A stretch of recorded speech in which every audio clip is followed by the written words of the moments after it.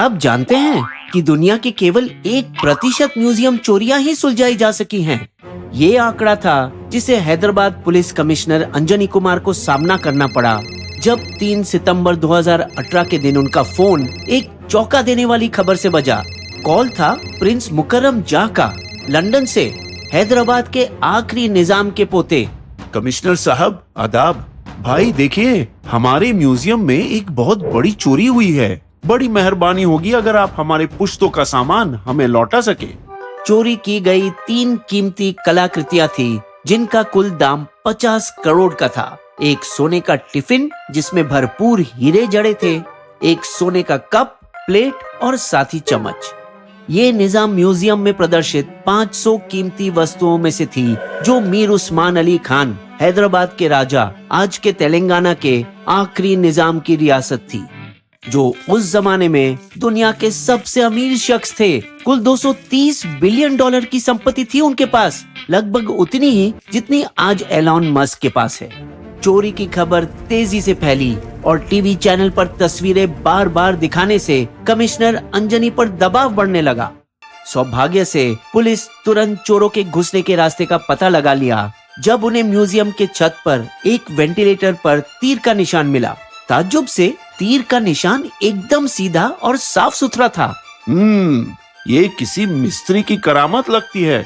तो police history शीटरों की list बनाई जो कंस्ट्रक्शन साइट पर भी काम करने के आदी थे और पास के ऐसे स्थलों पर पूछताछ करने के लिए टीमें भेजी, मगर कोई सफलता नहीं मिली। दुर्भाग्य से म्यूजियम पुराने हैदराबाद के घने आबादी इलाके में स्थित था, जिसके चारों ओर अवैध इमारतें थी, इसीलिए चोर कहीं से भी आ सकते थे। म्यूजियम के चौकीदार भी टाल मटोल कर रहे थे, लेकिन लगातार पूछताछ के बाद पता चला कि सुरक्षा व्यवस्था में बड़ी चूक थी। पहले तो 5 चौकीदार जो होने चाहिए थे, उनमें से केवल 2 ही हाजिर थे और वो भी रात भर सोते रहते थे।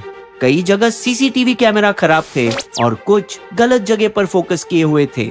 हालांकि आसपास की इमारतों पर लगे सीसीटीवी की फुटेज में पुलिस एक नीली बजाज पल्सर पर 2 संदिग्ध लोगों को देखा और चमत्कार, उनमें से एक सेल फोन पर बात कर रहा था।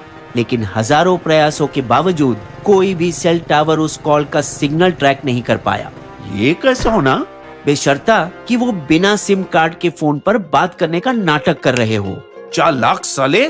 उनके बाइक पर नंबर प्लेट न होने के कारण पुलिस शहर के उन सभी लोगों की एक सूची तैयार की जिनके पास ये विशेष मॉडल ब्लू कलर में थी और इस लिस्ट को अपराधियों के रिकॉर्ड से मैच किया, लेकिन इस बार भी नासफल रहे। उनको क्या पता था कि 2 चोर, बादशाह और उसके साथी गुलाम, हैदराबाद से 115 किलोमीटर दूर जहीराबाद में एक गड्ढे के अंदर वो बाइक फेंक दी थी और शहर से भागकर मुंबई चले गए, जहां वो अपने गैर कानूनी करतूतों को हजारों करोड़ों में बेचने के सपने देखे।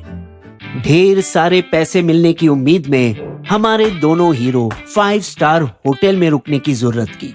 सोने के टिफिन में बिरयानी मंगवा कर खाई और सोने के कप में विस्की डालकर पी। खुद को निजाम समझते हुए, उस्ताद, आज से आपका नाम शहंशाह बादशाह पाशा और तेरा नाम वजीर आलम गुलाम पाशा। चीयर्स। पूरे भौकाल से वो मुंबई के जवेरी बाजार के गली कूचियों में पहुंचे, जो शहर का सबसे पुराना गहनों का केंद्र है, और बड़े स्वैग से पहले दुकानदार को ऑफर दिया। ये सोने का डिब्बा कितने करोड़ में? डीलर ने डिब्बे की जांच की, फिर उनके हुलिये को देखकर हंसा। करोड़ बात कर रहा, 20 लाख मिलेगा।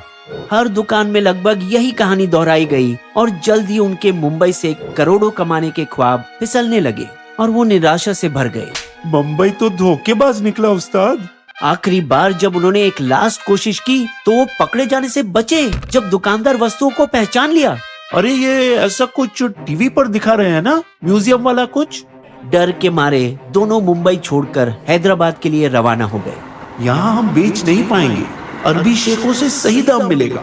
और अपने दोस्त और साथी चोर साजिद को हैदराबाद में फोन घुमाया, जिसके गल्फ में अच्छे कॉन्टैक्ट्स थे। साजिद भाई सलाम, मेरे को एक सोने का टिफिन बेचना है मियां। सुनते ही साजिद समझ गया कि बादशाह किस टिफिन बॉक्स की बात कर रहे थे। टेंशन न को लेना मियां, मैं बात करता अरबों से। अगले दिन साजिद बादशाह की मुलाकात एक दुबई के व्यापारी जैन से अपने घर में कराई। बादशाह चैन की सांस ली जब सौदा मिनटों में ही तय हो गया। साहेब अबे तेरे को 3 करोड़ देना, बाकी का विदेश में बेचने के बाद मिलना। सुभान अल्लाह, कैश दिखाना मियां।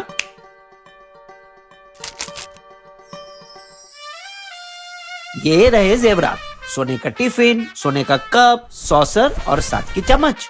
सामान देखकर संतुष्ट जैन सोफे पर टेका लेकर अपने हाथों को छाती पर क्रॉस किया।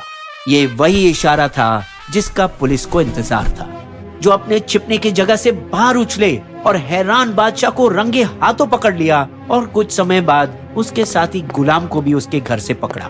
वैसे गुलाम का नाम पुलिस की लिस्ट में आया था ब्लू बजाज पल्सर बाइक के मालिक होने के नाते, लेकिन चूंकि उसका कोई क्रिमिनल रिकॉर्ड नहीं था, पुलिस की नजर उस पर गई नहीं। गुलाम तब भी भाग्यशाली रहे और अगर बादशाह उसकी बात सुन लेता तो शायद वो आज भी आजाद होते।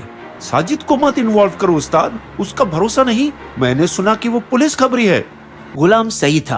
पुलिस साजिद की छोटी मोटी चोरियों को नजरअंदाज कर लिया करती थी जब तक कि वो ऐसे बड़े मामलों में उनकी मदद करता।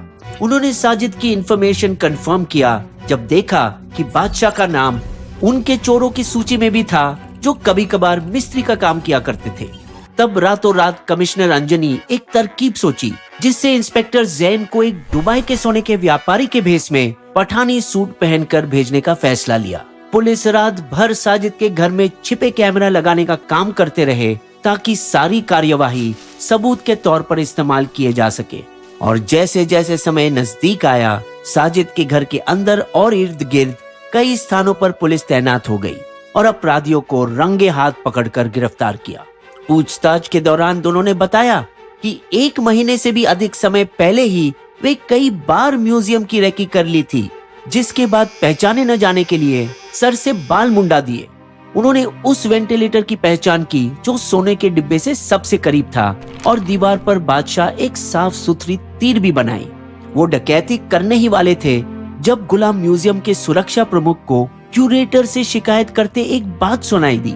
सर, हमारे सीसीटीवी केवल 40 दिन की ही फुटेज स्टोर कर सकते हैं। सिस्टम को अपग्रेड करना होगा। प्लान बदलकर अपनी आखिरी रेकी के ठीक 41 दिन बाद 3 सितंबर 2018 के आधी रात के 3 बजे दोनों बाइक पर सवार पुरानी हवेली के पीछे आकर गाड़ी लगाई, दस्ताने और मास्क पहने और बगल के एक खुले मकान की सीढ़ियां चढ़कर उसके छत पर पहुंचे। वहां से वे निजाम म्यूजियम के छत पर छलांग लगाई जबकि गिरती बारिश उनकी आवाजें पर चादर ओढ़ी। चौकीदार कुछ सुने नहीं, वो तो नीचे मुख्य द्वार पर थे, वो भी गहरे नींद में। बादशाह निशान वाले वेंटिलेटर खोला और प्लान के मुताबिक दुबला पतला गुलाम रस्सी से नीचे उतरने लगा, लात मारते हुए उस इकलौते सीसीटीवी कैमरा को जो उनकी तस्वीर खींच सके। घने अंधेरे में वो जमीन पर गिरा और जैसे ही उसने अपनी टॉर्च लाइट जलाई, बिल्कुल सामने था वो सोने और हीरे से भरा प्राचीन टिफिन डिब्बा। कांच का केस ढीला था और कोई अलार्म सेंसर भी नहीं था। उसने सामान उठाया और तेजी से रस्सी पकड़कर ऊपर चढ़ गया। लेकिन उन्होंने ये जूते खाकर सीखा कि चोरी करना तो आसान था मगर माल निपटाना और भी मुश्किल। ये सबक पेरिस के लूव्र म्यूजियम का एक मुलाजिम को भी पता चला जब 1911 में उन्होंने मोनालिसा पेंटिंग चुराई। 2 साल तक बेचने की कोशिश उसकी नाकाम रही और जब एक खरीदार मिला उसने पुलिस को खबर कर दी और वो भी कुछ ऐसे ही तरीके से पकड़ा गया। दरअसल इस चोरी के बाद ही मोनालिसा इतनी मशहूर हुई। कमिश्नर अंजनी प्रशंसा के लायक है। न केवल उन्होंने 10 दिनों में इस मामले को फोड़ा, पर वो उस 1% लिस्ट में भी शामिल हुए जो म्यूजियम चोरियां सुलझाने में सफल रहे। बिस्बो की शायरी। एक था बादशाह और था एक उसका गुलाम। दोनों ने किया चोरी और बजाया कानून का अलार्म। पकड़े गए साले, मिला जुर्म का उन्हें अंजाम। सुलझा दिया केस और खुश किया हैदराबाद के निजाम। हमारे वीडियो कंटेंट के सारे स्रोत आपको डिस्क्रिप्शन में भी मिलेंगे।